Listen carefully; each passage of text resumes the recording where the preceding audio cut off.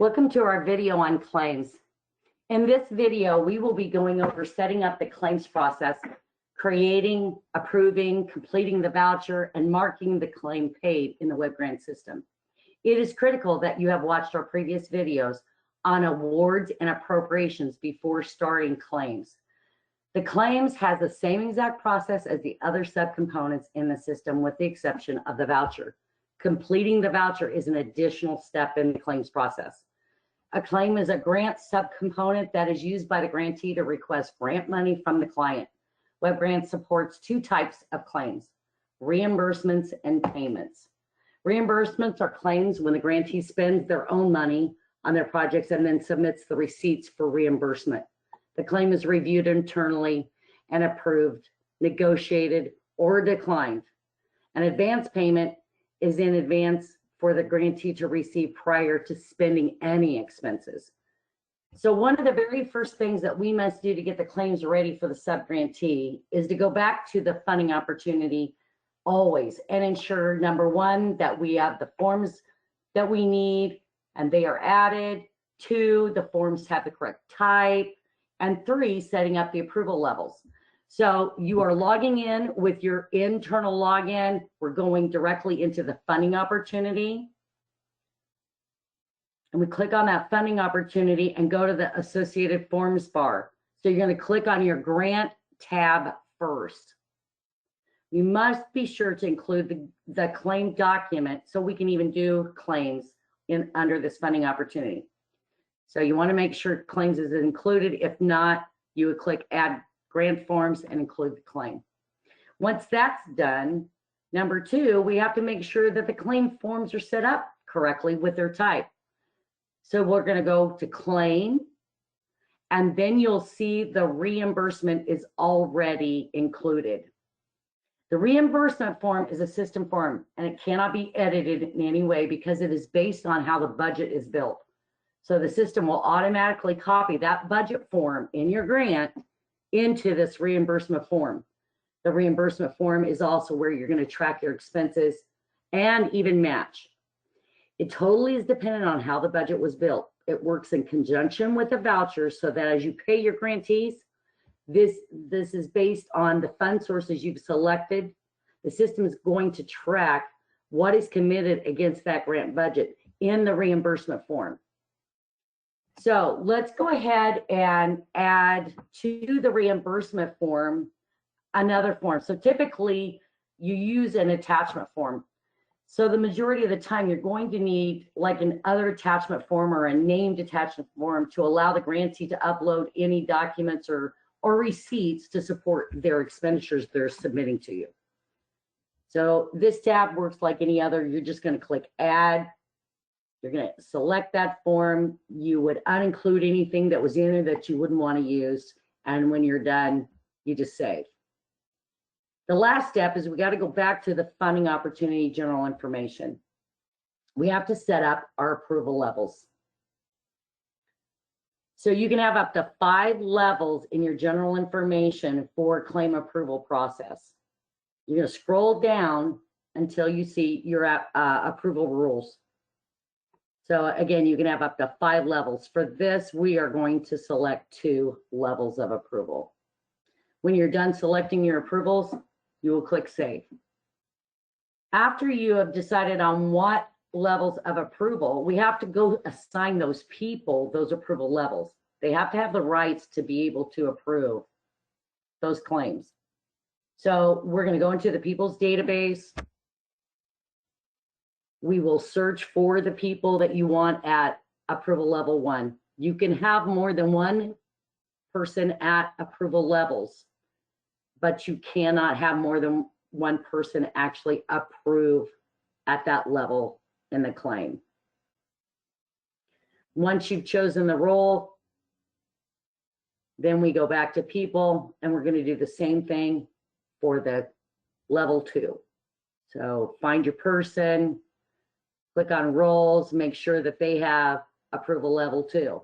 Now, if you do not see approval levels that you need to assign, please go back and check with your agency administrator. They need to create the role possibly, or you do not have access to it. Okay, so now that we've set up our people, we are ready to approve the claims. The next step in the process is to make the decision on how you want the claim to be completed. You have two options. For these two options, I'm going to give you the examples. The grantee for either one must be able to get to the grant, so the grant has to be in underway status to access the claims. Option one, you can allow the grantee to log in and create the claim themselves, enter the expenditures, and upload their documentation, and then submit. Option two would be if you would create a claim manually in editing status on the internal site for the grantee to complete, or even you could create a claim in submitted status and the internal user can complete the claim themselves. On this video, we will go through option one, which is allowing the grantee to create their own claim, and we'll briefly explain option two because they are truly very similar once you get in there. So for your options, we must show you what the claim looks like in the grant first. So they have to go to the grant first. So we're going to log in as if we were the external user. We will go down to our grants. And in our grant listing, we're going to select which grant in underway status that we want to submit a claim for. So we're going to click on that grant, and then you should have the claims listing showing for the grantee. They will click on the claims, and in the next view, this is the claims listing. This is where all of their claims eventually will be showing as submitted, or all the various statuses. So what we want to do next to add the claim, if we're the grantee, we're going to click on add claim. In the next screen, they will select the type. If you only have reimbursement for this, it's only going to show that. If you have other types, it will show reimbursement or advance. They will enter the report period for the start and end date. And if it's their final request, they can even check that. This is the first one, so we will not check final request.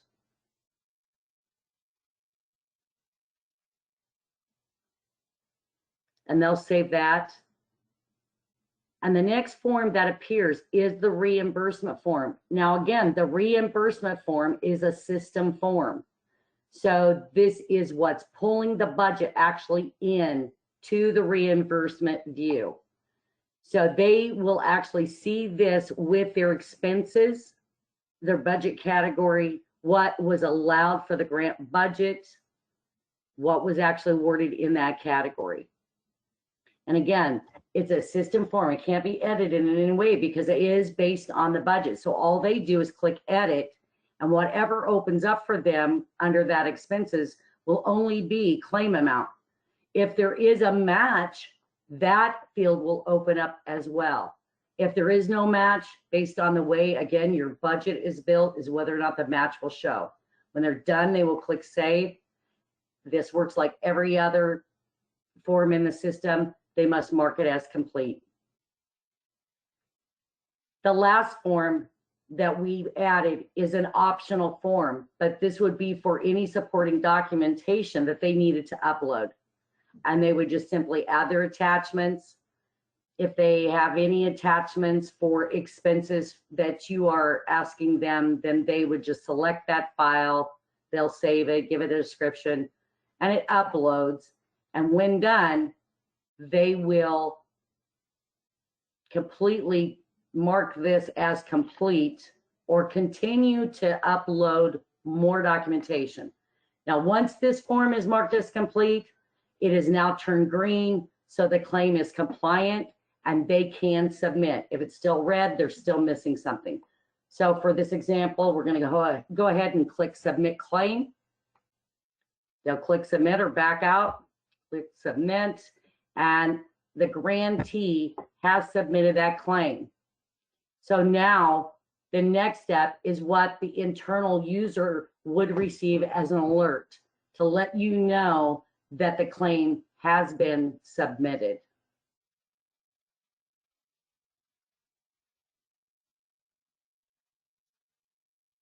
So now we've logged in as the internal staff. We can see in our dashboard that has actually been submitted. And so we will go into grant tracking. And on this one, we will actually use the claim search. If you have multiple sub-grantees creating that claim and submitting them in, you will want to use the claim search so that you can bring up a listing of many claims that you will have to go through, review, and approve. So in this instance, we're going to put in the status of submitted. You can also do this by program area, funding opportunity, and even the claim type. You have other options as well. So for this one, we're just going to use submitted and the funding opportunity, and we're going to do a search. And on the next screen, it will have the claims listed for that search. We're just going to use the one example that we had the grantee submit. So we're going to click on that claim. You will see in this view the funding opportunity, the program area, the claim number, claim type, the reporting period, who submitted, the date they initially submitted. It'll give you and provide you the main grantee contact, the organization information.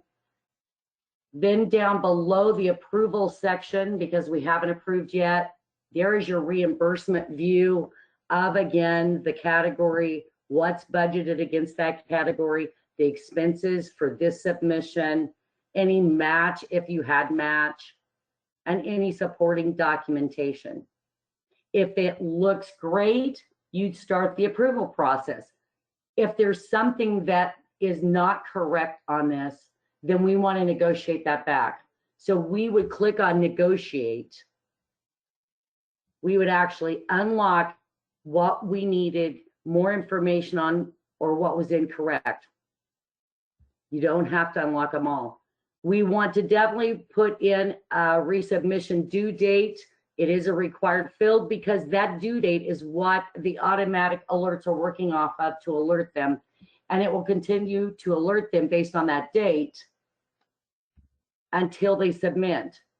The message that is entered on the negotiation actually shows up in their alert.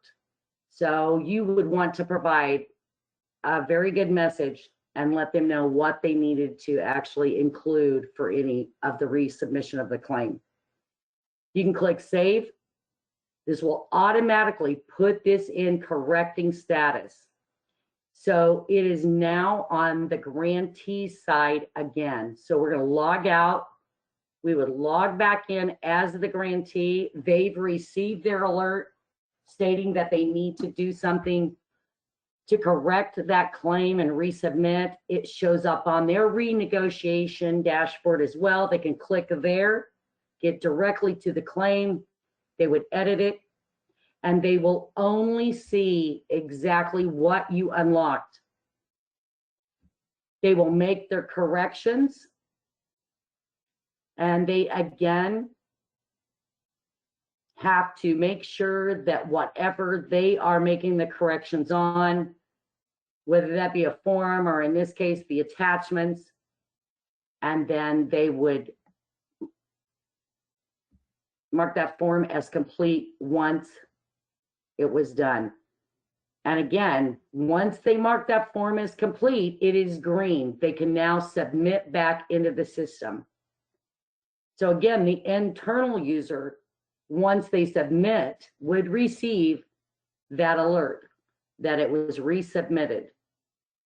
So we're going to log back in now as the internal user, and that will show on their dashboard as well. They can go into grant tracking or click directly on that claim. Again, we want to show you the claim search because you should have multiples that you are in the process of reviewing and approving. So again, submitted with no approval levels is how we're going to do this one, and the funding opportunity. And when we click search,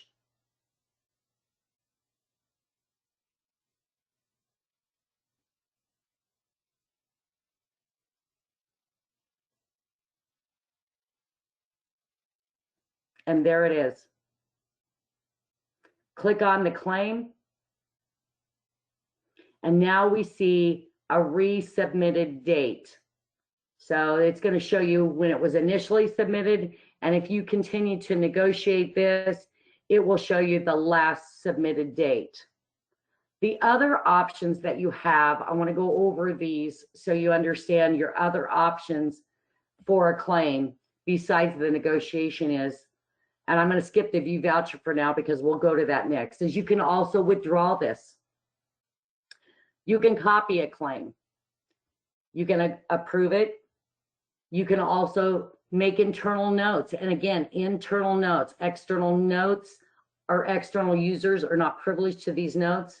If you want to show the external user something, you would type feedback, and the feedback will show on the bottom of the claim and they receive an alert. Or we can edit the claim itself. Because you have negotiated this, it creates another version. So if we click on the versions tab, we can see exactly what we actually negotiated back, why we negotiated back, and that's what is actually showing and is visible. But you can always go back to the initial version. So we're going to back out of that. We'll get back to the view.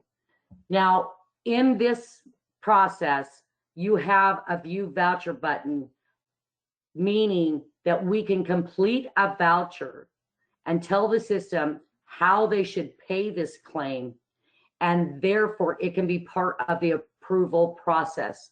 So we're going to go ahead and click on view voucher.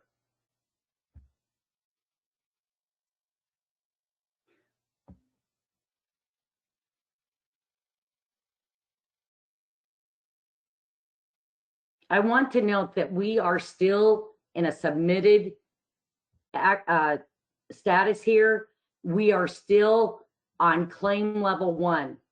But what we want to get across on this video is that you can actually complete a voucher and make it part of your approval process. So there are 2 options for the voucher.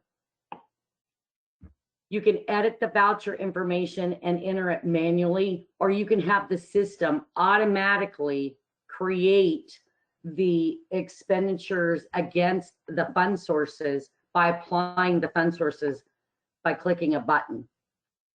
Even if you click the apply fund source and the system does it automatically based on your priority or percent, and again, that is in the grant award fund source appropriation, you can have the system automatically do this. But at the same time, if you don't like it or you have more than one fund source, you can always do this manually. This can still be done manually by editing the voucher information. So if I was level 1, I would come in, I would simply review. I'm going to click apply fund sources. And it's going to pop up, and yes, I'm going to say okay. When I scroll back down, it's going to automatically apply the fund sources based on either number 1, a priority order, or number 2, a percentage. If I don't like it, like I said, if I want to do this manually, I can clear that fund source and I can go up and I can edit the voucher and I can enter the information manually. Once I've done that and I've entered them in, and again, either way, by editing or by applying it automatically, I'm going to go to the top, I'm going to save. And this is the view that we want the approval process to see, okay? So now, when I back out of here and go back and start my approval process, I know what fund sources have been applied. I know that the categories and the expenses are all correct, so I can start the approval process. We've already negotiated this claim. All of the items that they submitted are good. So this is, again, level 1. We're clicking approval, and then the approval section shows level 1.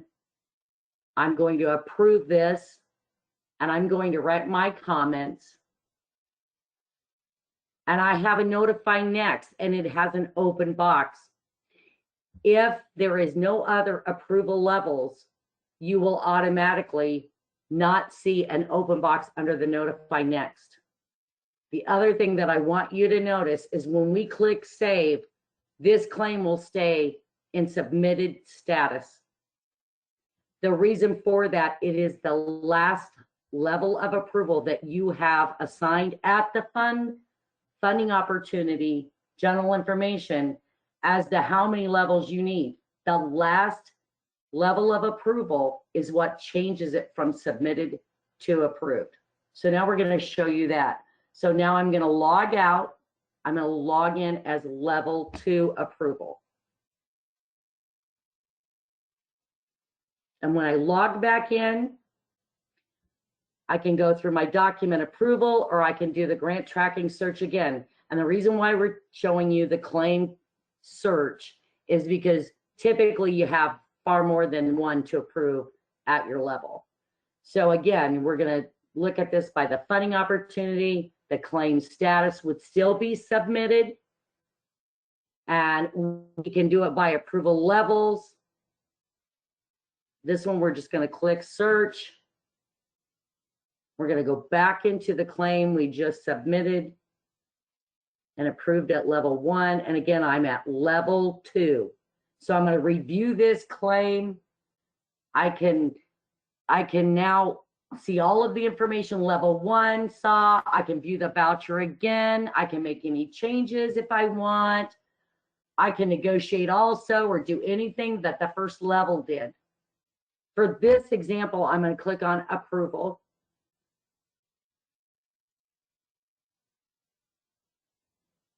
If we were to negotiate it, what we would do at this point is we would back out. We would not click approved. We would say not approved, go back, negotiate it. We can delete lower levels. What we're going to do is just go ahead and approve this claim as if everything is good. And as you see, there's no more notify next. So I'm going to go ahead and I'm just going to save this. And what you will see next is that it's now in approved status. So the claim is in approved status. Both approval levels show. If I had to, I could go back. I could, again, the options are still there to view the voucher, withdraw, delete previous levels, anything you want. At this point, if you had an actual integration, you would mark this claim in awaiting payment, and the system would take care of the rest. So we would do another grant tracking claim search.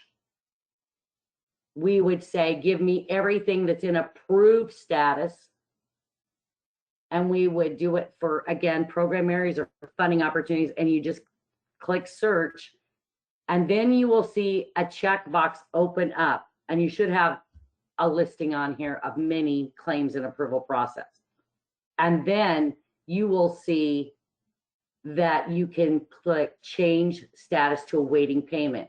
Now, when you switch, or when you actually switch this from approved to awaiting payment, it's going to lock down the claim from further editing of the voucher and the approval process.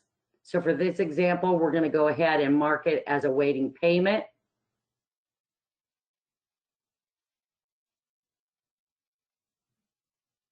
And now we're back in the claim search. We're going to go directly back in there and bring that claim back up by searching for awaiting payment. Now, when I click on it, it is in awaiting payment status. And as I said, you cannot change the voucher. But what we want to do at this point is we want to view that voucher. If you had a manual process, you would skip putting the claim in awaiting payment status. We have set up another claim to show you how you would pay the claim if you have a manual process. So now we're going to go through the manual process. The claim's already approved, just like the other one. The difference is that when you have a manual process, you don't use the awaiting payment at the approved status. So go ahead and we're going to click on approved.